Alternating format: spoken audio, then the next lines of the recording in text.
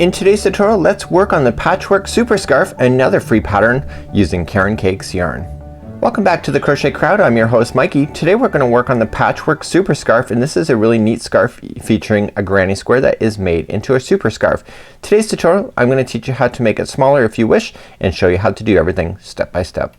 So today we're going to be working on a granny square that has a circle center and then eventually turns into a square. There's only 3 revolutions in order to make each one, and then what you need to do is you need to complete them all and then just start to whip stitch them together, and I'll show you how to whip stitch as well. So I just showed you how to do a little mini example. So why would you do this in the Karen Cake yarn versus other yarns?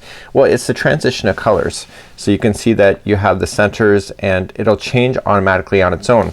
Therefore you'll have squares that will appear to be a different color but are actually part of the same ball. So you can see where it transitioned here.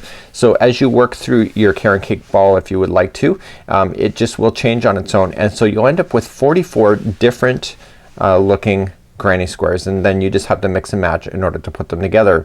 But let me tell you how to make this smaller if you wish. So today's pattern is a super scarf, and it's telling you to make 44 of these mini squares, and they're gonna go side by side all the way up through, and you can see the model is wearing it like that as well.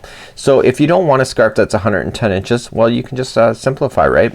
So it takes 3 balls to do the entire super scarf, but for 1.5 balls you can do half the size. That will be about 55 inches. So if you only do 22 of these squares and then sew them together, and then you can add your fringe, then you can have a scarf that's half the size and maybe more manageable depending on your personality and whatever you have for fashion desires. Once you have all your 44 done, I would recommend putting them down on the table, kind of mix and match them, and don't make them look like they float. Part of this is looking artistic and having accent colors, so just randomly place your squares as you go. So let me tell you a little bit more about the square itself, and let me show you that. So here is the granny square. It consists of 3 rounds, and we're going to be doing cluster work. If that's going to scare you, the word cluster, don't let it. It's actually quite simple. And so we're going to start off with the chain in the middle, and then we're going to work our way around to create the 8 spokes as you have, and then we're going to continue to be in a full circle in round number 2, and then it's round number 3 that's going to simplify it to make it into a square. Very simple to do, I have to say. I found with myself I was slow on the very first one that I did right here, but then once I did the second one I was much faster because I understand the pattern and I know exactly where to go. So if you're slow in the first one, don't let that deter you. It's always the first one that's always the hardest one, these granny squares, in order to get used to the pattern. So without further ado, let's grab our size 5mm size H crochet hook today. Let's grab our Karen Cakes and let me show you how to make one of these squares, and then at the end of this I'll show you how to whip stitch, and you'll have a beautiful seam just like you see. So let's begin with the slip knot. Remember that this is kind of more for people that are experienced with crochet, in the sense that you know exactly what you're doing. So I'm not going to teach you as if you're brand new to crochet and you'd never crocheted a day in your life. So let's chain up 6, and we're gonna go 1, 2, 3, 4, 5, and 6. Let's insert our hook into the beginning chain. Just go into the beginning, yarn over, pull through and through, and you will now have the center ring of your granny square. Let's move along to round number 1. In round number 1 it says to beginning cluster in the ring and then chain 3, cluster, chain 3, and etc. Let me just kind of make that more simple for you to understand. So beginning cluster is what happens when you don't have anything to grab onto. For example, we need to build this up higher in order to go into a full revolution, and so you need to do a beginning clusters when that needs to happen. So beginning cluster, let's do it together. We're gonna chain 3, 1, 2, and 3. And I want you to insert your hook into the center ring. So let's do a double crochet into the center ring.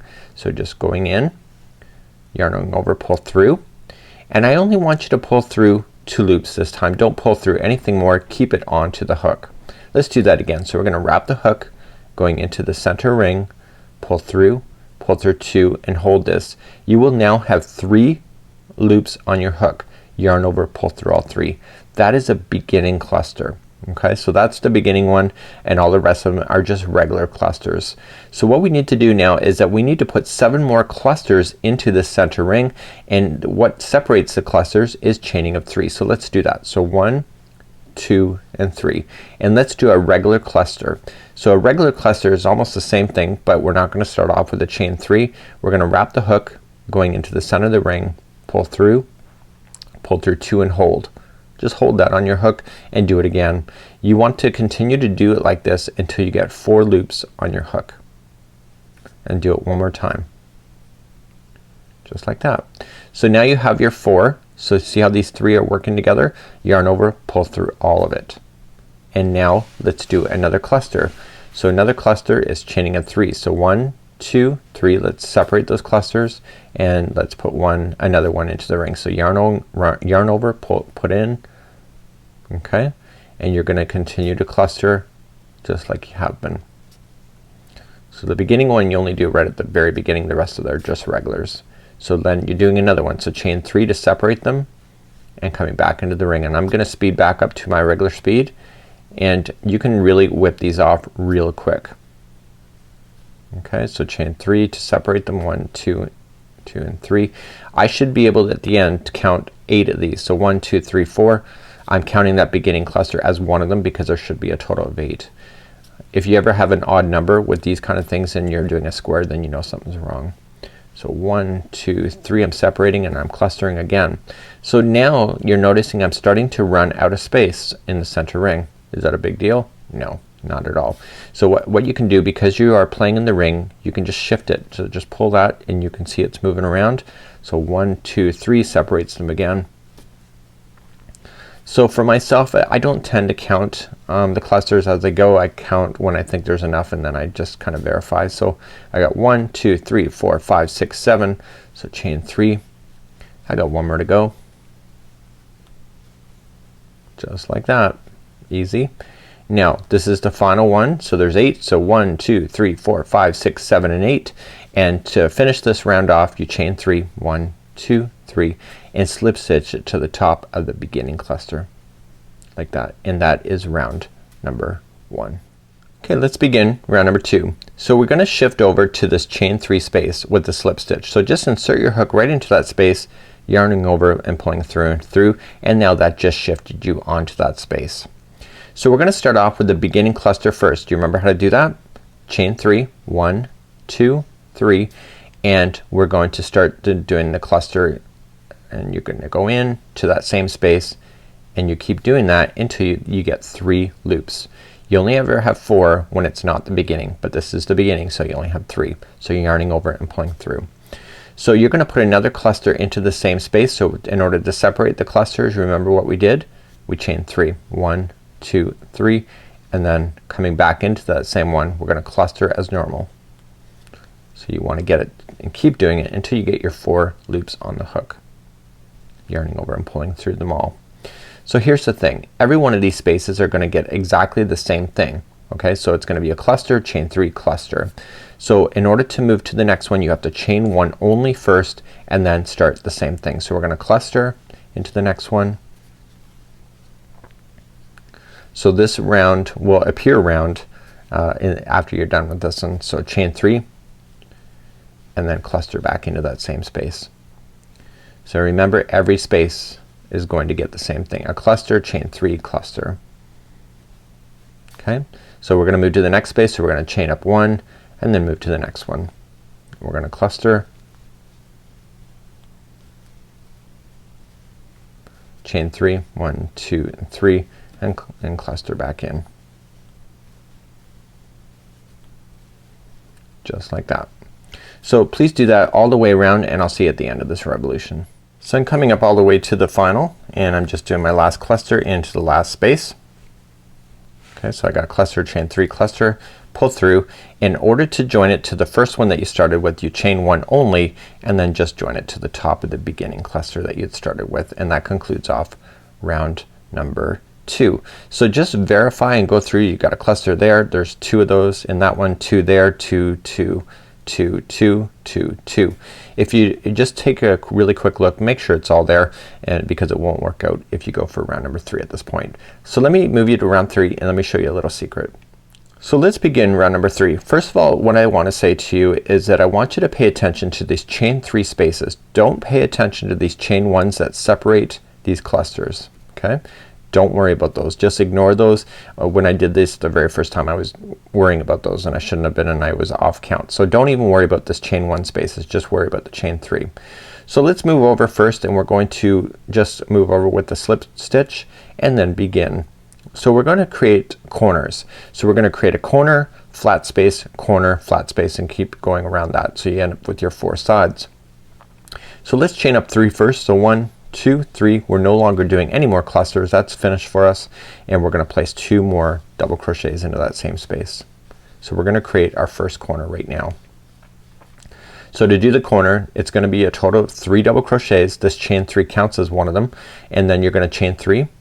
And then coming into the exact same space, you're going to put in 3 more double crochets. And that just does your 90-degree turn for a corner. Okay, so let's think about this. So we're gonna chain up 1 first. So just chain 1 and just watch. So this chain 1 space here, just ignore it. Move right here to the next chain 3 space where these clusters are separating. Just like that. You see that? And I want you to place in 3 double crochets. This is a flat edge, so there's no corner here. It's gonna look a little unusual right now, but you just got to get a little bit further into it and then it will start making sense. Chain 1. Okay, so you're chaining 1 in between these double crochets. Move to the next chain 3 space, so skip right over that chain 1, go right to there and create another corner. So the corner is 3 double crochet and then chain 3 and then 3 double crochet, all in the same space. And now you got another 90-degree turn. So let's see if you know what you're doing. So you're gonna chain up 1 first, move to the next chain 3 space, skip over that chain 1, go to the next chain 3 and do a flat edge, which is 3 double crochets in a row. And don't drop your stitches like I just did. It'll take you longer. So let me reset myself. Happens to the best of us. 1, 2 and 3. Okay, chain 1 and then move to the next chain 3 space and that is another corner. So there's 3 double crochet and then chain 3 and 3 double crochet and there's another corner right there. So we're converting that circle into a square at this moment. Okay, chain 1. Okay, go to the next chain 3 space and create a flat edge. So it's just 3 double crochet in a row. Okay, chain 1 and then go to the next chain 3 space. Here's another corner. So essentially if you think about it, corners are every other chain 3 space.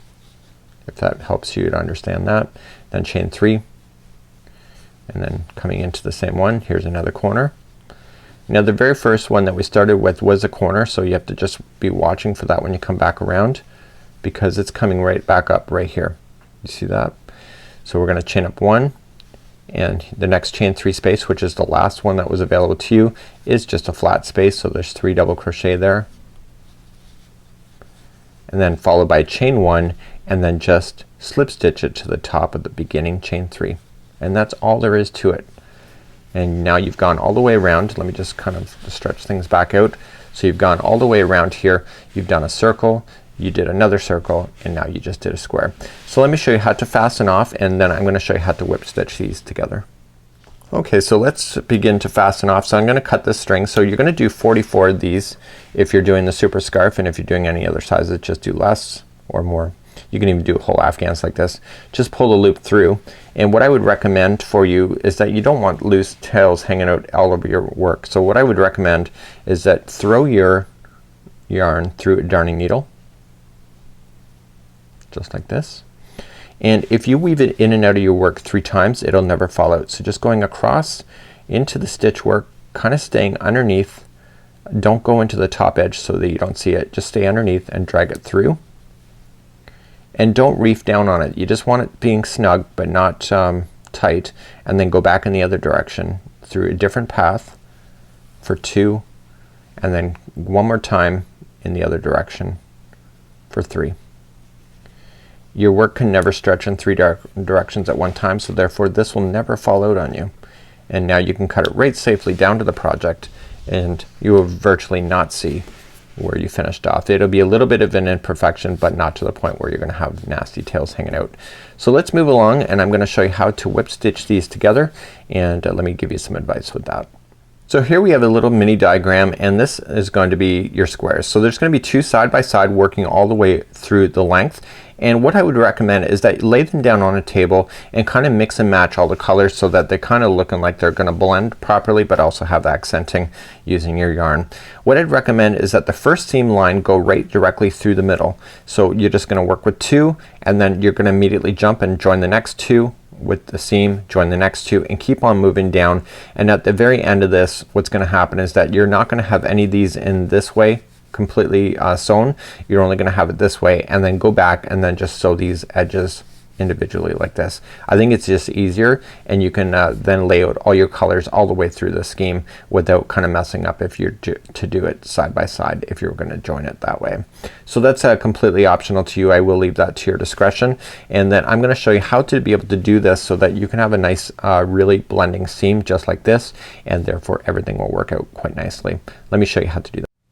So this kind of stitching is called the whip stitching, and you see that it's going up on an angle like this, and therefore it blends really quite nicely. And what's happening is that you have a very beautiful line, and because the way that I've done it is that it doesn't look like it's all just ramming together. It looks like it's flowing, and it has a little bit of stretch at the same time. So what I want you to do is that I want you to concentrate on the edging. So you can see that you have two strands, and two of those equal one stitch. Okay, just like that. But if you go into the opposite one, so the farther one, that's called a back loop, and the one in front is called a front loop. And so what we need to do is that we need to pay attention to these loops on how they're joining together. And let me show you a little bit of technique in order to be able to hide in your loose ends, but also look for those in order to attach it to its neighbor. So a little technique I like to do is that get a long enough strand to be able to do it. So with this 110 inches, I would not get a 110 inch strand. I would do it in sections in order to keep the string manageable on your darning needle. Put one side and make it into a slip knot, and just leave it out to the side like this. Okay, so leave that out. And I would take the other side of the string and feed it through your darning needle. And I'll show you why I'm doing that, because I want to show you how to lock this into position, and therefore you don't have to worry about anything falling out. So what I want you to do is that I want you to have the right sides facing up. How do you know what's the right side? See how it's kind of bowling up toward me? This is the right side. It's facing towards me. So if it's gonna bowl down, okay, so if it's bowling down, then you know it's the wrong side. That's just an easy way to turn. So you can turn yours any which way. Each side are equal to each other. They're all the same. And what I want you to do is that I want you to pay attention to where these loops are. So remember what I said, you have the front loop and the back loop. So just kind of, if you have to, just kind of like front sides up, just kind of force them up like this, and you know that they're gonna be equaling each other. It's just a great way to do it, because sometimes you're just grabbing things and all of a sudden one can be upside down, and if you don't realize it, you will see it completely when you're wearing it. So just put the front sides up and just kind of sandwich them up, and they kind of come up on each other. Now remember that there was 3 chains in a corner. So what I want you to do in the corner is that I want you to start on the middle one, and don't go into both loops. I want you to go on the one that yours right in front of you, go into the back loop only, and the other side I want you to look for the one is the front loop. So it's the one closest to you. So it's the third one in, and go for the front loop. Once you start getting this established, it gets very easy to follow. So go in the front loop only of that side. So what's gonna happen here is that you are leaving this front loop alone, and you're leaving what appears to be the other back loop alone. So therefore you'll have a nice finish. So pull the needle through, and right when you get to that that slip knot, I want you to feed that yarn through, and that's gonna lock that into position. And I want you to lay down this straggler on top of it, so it's gonna trap in the next position. So the next one is just a chain, and you're just gonna follow each one of these stitches. So the next one's a chain on this side, so therefore the next one, so you go into the back loop of this one, and I'm leaving this down on front so it gets stuck in, and I'm gonna go into the front loop of this one. So just directly across, leaving down that straggler. If you can trap that straggler, you don't have to worry about it later, and just pull through. So you notice I'm not going crazy when I pull through.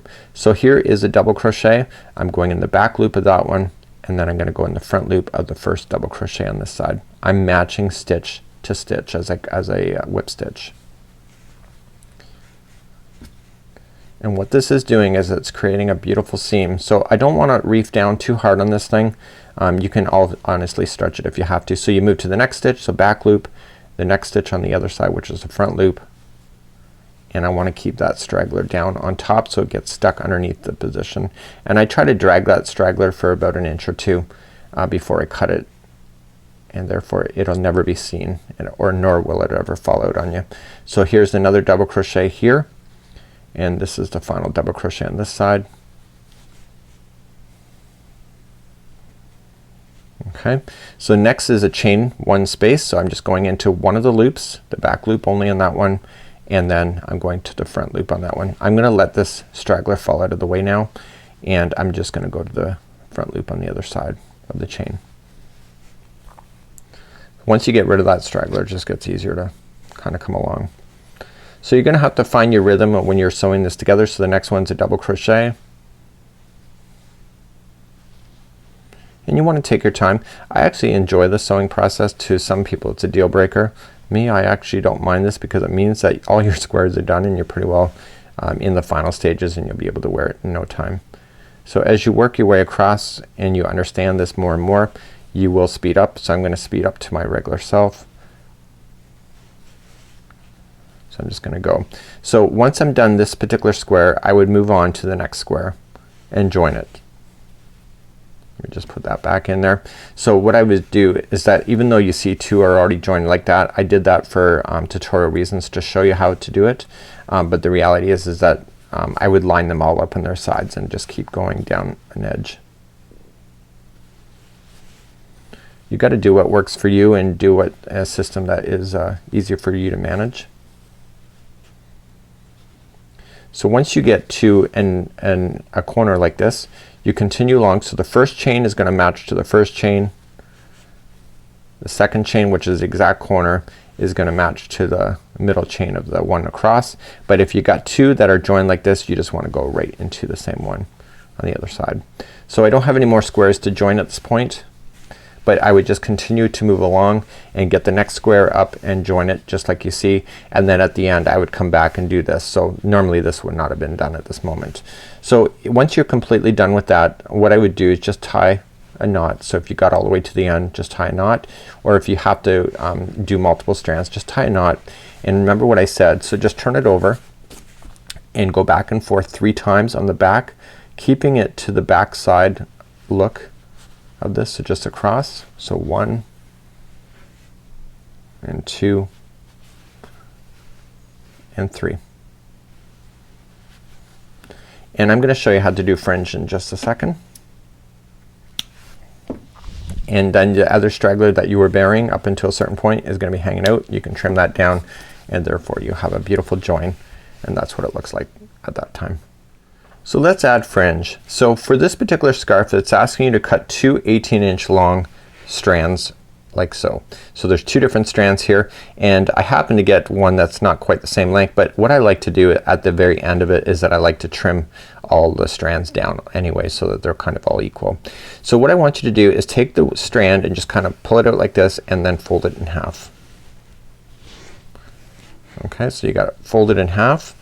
And in this particular circumstance it says to go evenly across. So what I would do is that every stitch going across I would put fringe in. So in this one here I'll start it right on a corner, you might as well, and then just pull the 2 loops through and then pull them all of the stragglers through those loops, and that is your fringe. That's it. So there is your fringe now hanging from it, and then what you would do is just do another 18 inches and then go to the next one, pull it through and form your fringe just like that. So it's really quite easy and simple to do. So that's it for today. This is the patchwork scarf. This is featuring Caron Cakes yarn. Please enjoy this tutorial and have a super day. We'll see you. Bye bye.